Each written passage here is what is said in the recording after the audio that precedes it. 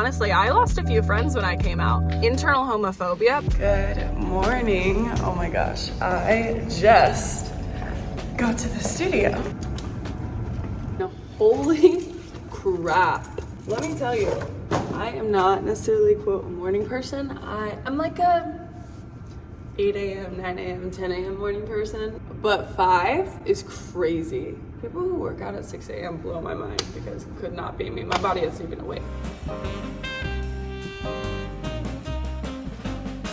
I just finished teaching 2 Pilates classes and it is not even 8 a.m. yet. I never teach before, like what? Before 8:30 a.m. I think is the earliest class I teach. And starting at 6, that was different. That was different. Waking up at 5, oh my gosh, not for me.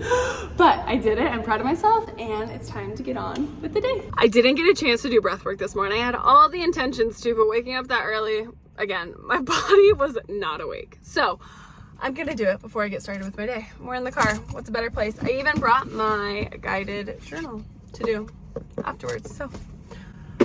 Hi, it is me. I am editing right now. And I shortened my breathwork practice, so y'all didn't watch me sit still for 5 minutes breathing. So if you wanna join, I'm gonna do 3 breaths and we can do it together. Let's start.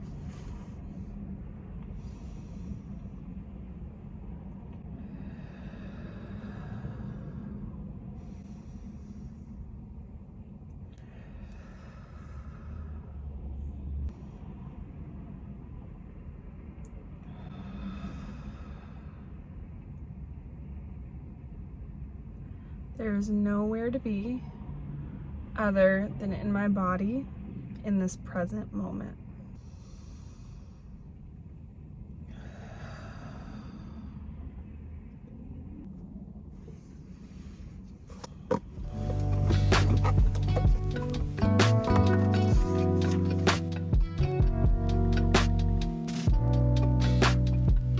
There's this part in my journal on the bottom section. It says, today I'm grateful for, and this section has honestly changed the trajectory of my days, because to start at the top, it talks about like, what are your intentions for the day? And like an example of what I just wrote would be, I wrote, be in the now, authentic expression, create this space, slow and steady. And then I had 2 other little spots open. So I wrote, I'm capable, I am open, and I'm ready to receive. And then it has another 2 sections here that says inspiring words and then things to let go of. Under inspiring words, I wrote, what wants to happen next?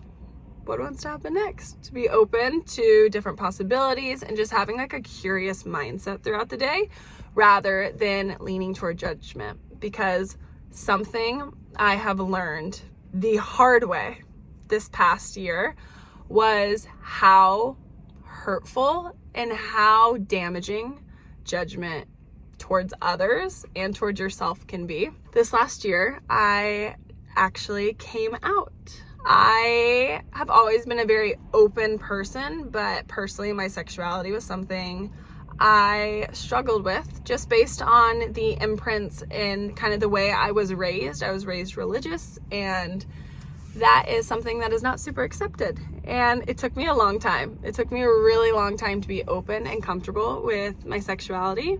And something I am so grateful for is my ex-partner, because she helped me in so many ways. Like, get the confidence not only to come out, but be rooted in myself and just like be authentic. And she also just helped me realize how much judgment I was carrying, like internal homophobia, but also just how much judgment I had on like a daily occurrence that I thought was just natural, because again, how I was raised, like the people I was surrounded with, like judging other people like was second nature, and it was so natural to me. And looking back, I'm like, oh my gosh, I think I had more judgment in my pinky toe than other people have in their entire body. Through the process of coming out, through the process of like untangling all of these beliefs that were imprinted on me and what I want in my life, I truly got to feel how hurtful and how damaging judgment can be towards not only yourself, but with your relationships with others. Like, honestly, I lost a few friends when I came out because they didn't agree with my choices. And in the moment, that really sucked. Now, I am super grateful for losing them because it taught me a lot more about myself. And it also taught me like what I will tolerate and what I won't tolerate, and gave me like a really, really good perspective on how I want to raise my child. I do not want my child to be that girl in high school or be that girl now in elementary school, judging other people because they don't have this or they have something that's weird. Like, the weirder you are, the older you get, the more interesting you are and the cooler you are. And you have things that other people don't have, not in a sense of like, I'm better than you, but just in a sense of like, I like myself enough to be honest and show other people that I am different. And it's something that I want to support for the rest of my life. Is just my daughter and her being authentically who she is. And that will be a direct reflection of how authentic I am with myself. So I say all that because in the section that I'm grateful for, I go deep. I don't just write, I'm grateful for my house, I'm grateful for my family. I really get specific, and some days getting really specific hurts my ego. Admitting that I'm grateful for my ex, even though I've gotten really burned by that person, hurts my ego a little bit because I want to be like, no, I didn't need you, I didn't whatever. But the truth is I did need you, and I did need you at those points, and I did need the love that you gave me, and you did need the love that I gave you. And that was like mutual, and it's like respect. And it's just, I don't know, this journal honestly has like changed my life. And one of my goals within, I don't know, the next 5 years is to be able to publish my own daily journal. And I started with these 3 years ago. One of my mentors was like, Sarah, you need to start journaling. And I was like, girl, I don't even know how, like, I don't know where. She's like, go get a guided one, find one you like and just start. And if you don't like it, I literally went through, I think 3 or 4 different formats before I found this one. And this has been my favorite because there's also an evening side on it that I do every night. And I do it with my daughter. So I fill out mine and she has her own just like little gratitude nighttime journal. And it's really special. And there's one other piece on this journal that I love that I love. And that is today's mantra. It's on the top of the second page.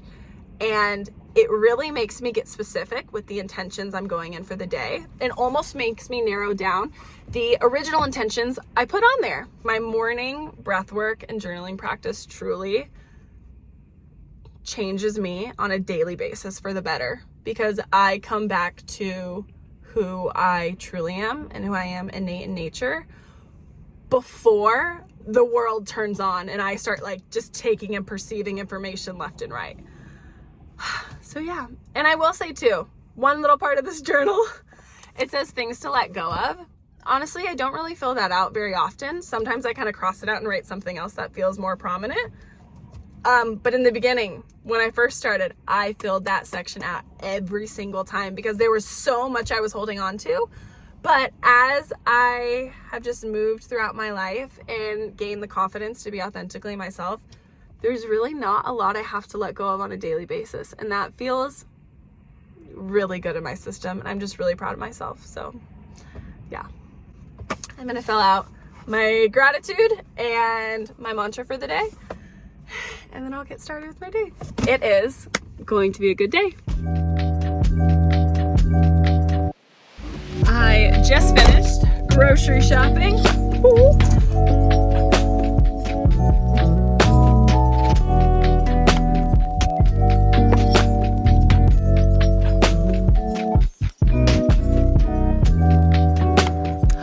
Okay, I forgot to tell y'all about the story of my little last piece of paper that I didn't burn.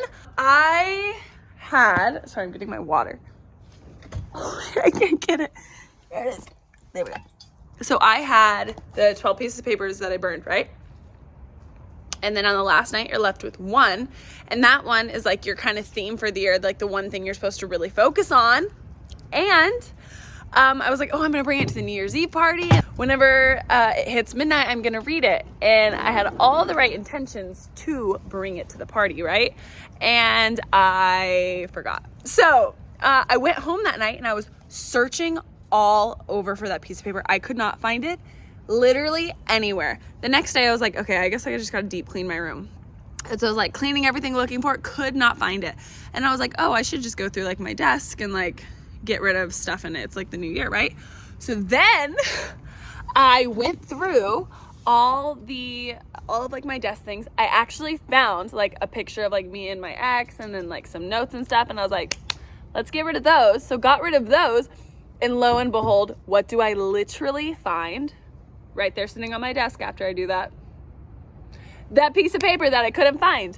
And I was really interested in what I was gonna get, and I honestly was like a little nervous. The one I was left with was pretty much like leading other people through my voice and my vision. And so what I do every single year is I sum that up into like a phrase, like a really short phrase, and I put that in the center of my vision board. I turned that into the phrase, show the way. And I have like this really pretty background of flowers, and then I have it kind of like highlighted in the middle. I view that as like two different things. So the first being like, one is like almost God and universe showing me the way, and then my obligation then is to share that with others. Not that my way is the quote right way or only way, but just as like an expression of who I am. And doing that just feels super, super clear. I feel like there's gonna be so many nuanced pieces in this as this year kind of unfolds, of how that little phrase is gonna show up in my life, whether it be like a co-creation with other people or showing up even like deeper for myself, and kind of watching like the path unravel in front of me in this new chapter. So I'm really, really, really excited about that. And I need to go on my vision board and kind of edit some pieces. I am the type of person who I don't necessarily make a new vision board every single year. I'll print out a bunch of new pictures and I'll go based off of what I have, and I'll kind of like pull photos down and then put new ones up. But the center of my board every year is the same, and it's like a really beautiful background with my like theme for the year. And I'm really excited to start like really implementing that and integrating that into my daily life. And I feel like I've been doing a good job. So I share like a bunch of my life on Instagram and then the other half on YouTube. For me personally, YouTube has a lot more depth than Instagram does. I just speak a lot more on here, and I honestly like share full thoughts, where on Instagram I kind of share like bits and pieces. But you know what we really need to do? I need to clean my car. It is so dirty, and I get my kiddo today for the first time in like a week because winter break is finally over. So I need to clean this thing out because we literally have an elf in there. It's like January 6th or something. I've got jacket, shoes, so let's clean that out. The only problem with cleaning out my car right now is I'm at my sister's house. So I can't go necessarily put everything directly away. So I got a bunch of, where are they? Bags that I'm gonna have to put stuff in. And then when I get home, I can go separate it. But for the most part, we'll have it cleaned out and get all the trash out. That's important. I don't really have a method to my cleaning. I have a bunch of my kids' stuff in the car. I get a bag and I put all of her stuff in a bag so then I can give it to her and she can do what she wants with it. And then I do the same thing for my stuff. Headphones. We got a camera, we got an iPad, 2 more Stanleys, and another ball.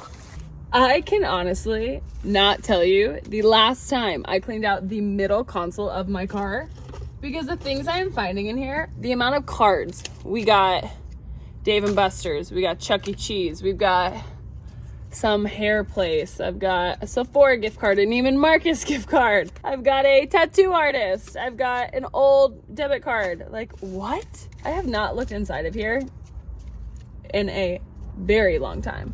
Like, I have an old bow that is broken that I was like, oh, I'm gonna fix it. Nope. We're getting rid of it. It is the new year. If I didn't do it last year, I sure am not gonna do it this year. But I do have one of these. That's staying. Look, I'm almost there. See? That's all we have left. Oh, headphones, an old school badge that I guess I don't need anymore because my kid doesn't go to that school. A Lululemon gift card. Dang. I didn't even know I had all this. More money! Ew, this one's like, oh no. There's gum in this dollar bill. We don't need that. Okay, I think the rest is trash. I think we made it to the bottom.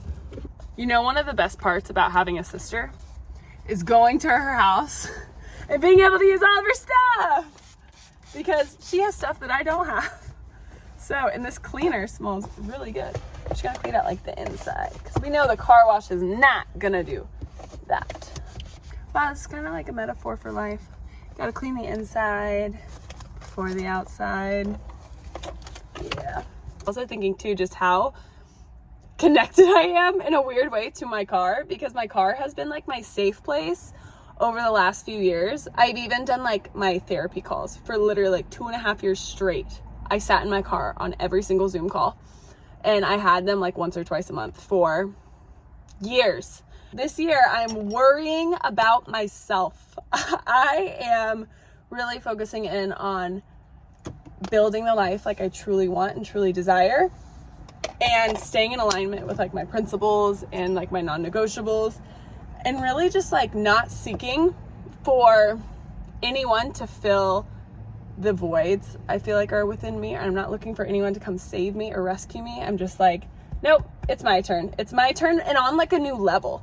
And this is a concept that's come up before a lot, actually, in conversations with my mentors and like even my friends, where it's almost like you're constantly in like a spiral, and as you like go around the circle, you learn new skills, new tools, you have new information, you have a new perception of things, and then something similar or like maybe even the same comes back around, but you look at the situation so differently. Last breakup for me was like the catalyst of Sarah showing up for Sarah and all the ways she's ever craved. Feels good, and it feels nourishing to finally know how to care for myself, authentically share my story, my life, and again, just like show the way. This is how I live my life. This is how I go about it. These are my practices. These are my tools.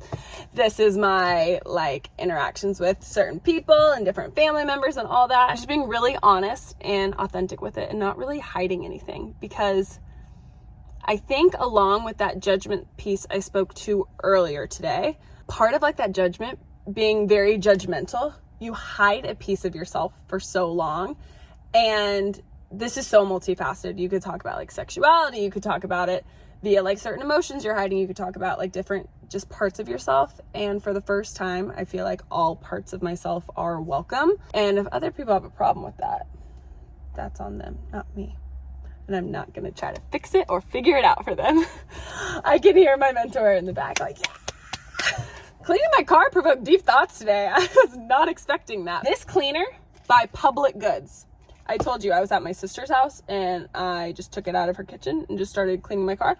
Smells so good. And it says it's all good. So I assume it's like a clean brand. It says like, it says gluten-free, don't drink it, but it says like cruelty-free, paraben-free, healthy ingredients with nothing to hide. Oh, how about that? Wow. On brand. It smells like jasmine, but it smells like, it's subtle. It's not super strong. That smells good. We'll do an extra spray for good measure. Okay. I am going to go get my kiddo from school and spend some quality time with her. Thank you for watching today's video. I really appreciate it from the bottom of my heart. It truly means the world to me that y'all are here, and I will see y'all in the next video. Bye.